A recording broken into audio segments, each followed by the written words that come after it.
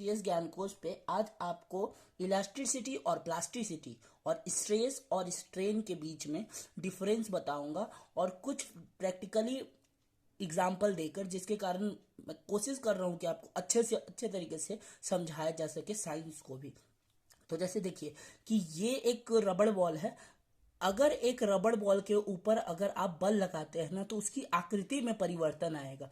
जैसे कि मैंने एक बल लगाया इसके ऊपर, तो देख थोड़ा सा, मतलब अगर रबड़ बॉल टाइट है तो उसमें थोड़ा सा डिफॉर्मिंग देखने को मिलेगा। देखिए इसके अंदर थोड़ा सा डिफॉर्मिंग देखने को मिला, बट जैसे मैंने इस बल को हटाया, वापस से ये अपनी वापस वाली पहली वाली आकृति में वापस लौट आया। तो जब कोई किसी वस्तु पर, ठोस पर कोई बल लगाते हैं और उस बल को वापस हटाने पर वो वस्तु अपनी वापस आकृति में आ जाए, तो इसे ही हम इलास्टिसिटी कहते हैं।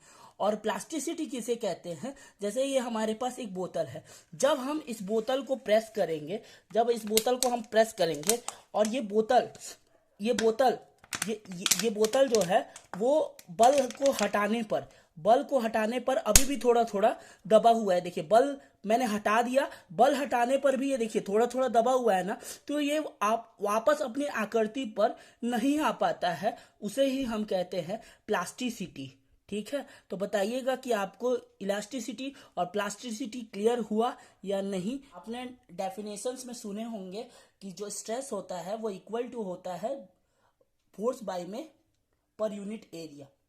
लेकिन मैं अभी थोड़ा सा एग्जांपल देके बताऊंगा कि वो फोर्स किधर लगता है पर यूनिट एरिया। ठीक है, जैसा कि ये एक बॉल है, एक ठोस है, तो जब इसमें कोई बल, विरूपक बल लगाया जाता है, तो फोर्सेस लगाया जाता है, तो इसके कॉन्फ़िगरेशन में, इसके जो बनावट है, इसके बनावट में, यानी ये जितने एटॉम से मिलकर बना है, इसके बनावट में कोई परिवर्तन हुआ है। ठीक है, तो इसके बनावट में जो ये परिवर्तन देखने को मिला है, तो इसके अंदर ना एक रिस्टोरिंग फोर्स वर्क कर रहा है, जो इसको वापस अपनी आकृति में ले आने की कोशिश कर रहा है। तो इसके अंदर इसके कॉन्फ़िगरेशन को वापस लाने की, जो इसकी आकृति को जो वापस लाने की के लिए जो इसके अंदर जो फोर्सेस लग रहा है ना पर यूनिट एरिया, उसे ही हम कहते हैं स्ट्रेस।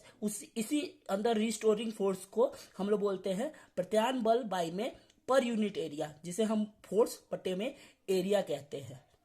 जब किसी वस्तु पर बल लगाया जाता है, तो वस्तु पे बल लगाने के बाद जब उस वस्तु से हम अपना बल हटाते हैं, तो उस वस्तु के रूप तथा आकृति में जो परिवर्तन होता है, और वह परिवर्तन जो बल हटाने के बाद भी अगर वापस नहीं आ पाता है, यानी जिस स्थिति में वो पहले वो वस्तु था, उस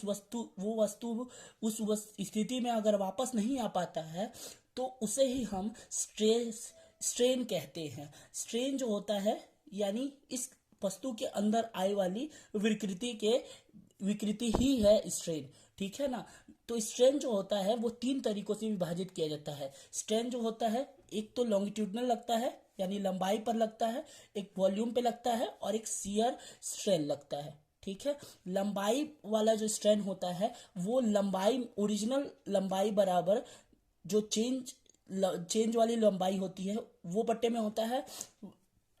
जो वॉल्यूमेट्रिक स्ट्रेन होता है वो इसके वॉल्यूम में जो परिवर्तन आता है बटे में ओरिजिनल वॉल्यूम के बराबर होता है। और जो शियर स्ट्रेन होता है वो उसके परपेंडिकुलर जो